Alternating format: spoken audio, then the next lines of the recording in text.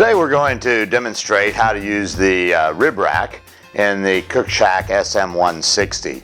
This really allows you to get more ribs into the smoker, and I think they cook a little better as they're standing up, and allows the heat to really migrate past them, and does a nice job of keeping them real even in temperature.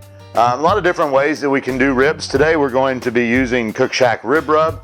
I like them a little sweeter, so we're going to sweeten them up with a little bit of brown sugar to start with. But let's get started by trimming up. These are St. Louis style ribs.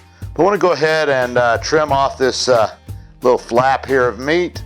Tends to not cook the same as the ribs, so I usually just take that off of there. And then we want to make sure that we pull this membrane off the back of the rib.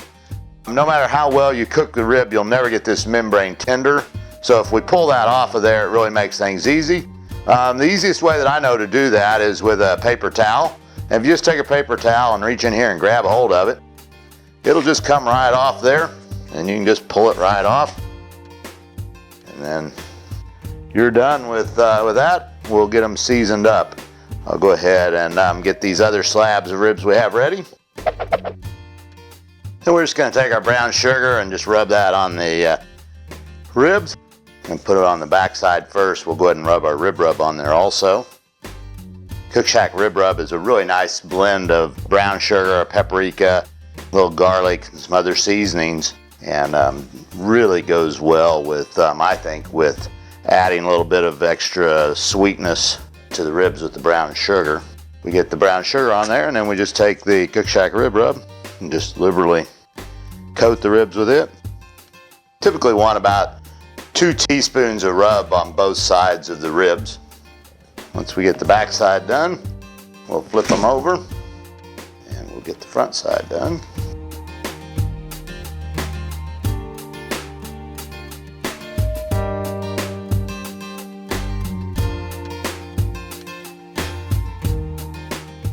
And we get the sugar rubbed in, and then we'll coat them with the rib rub.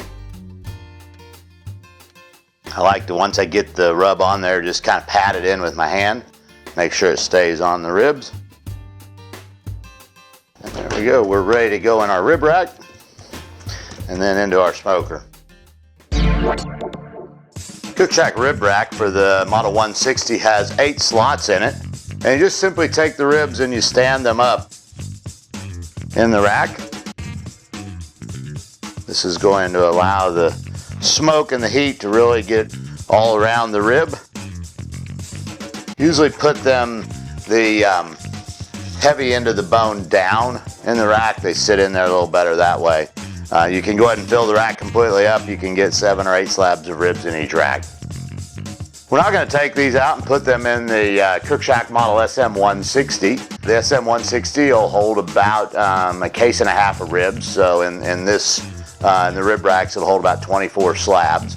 We're going to cook these at 250 degrees for 4 hours, and we're going to be using some apple wood with them today. We're going to put about 2 ounces of apple wood in the smoker.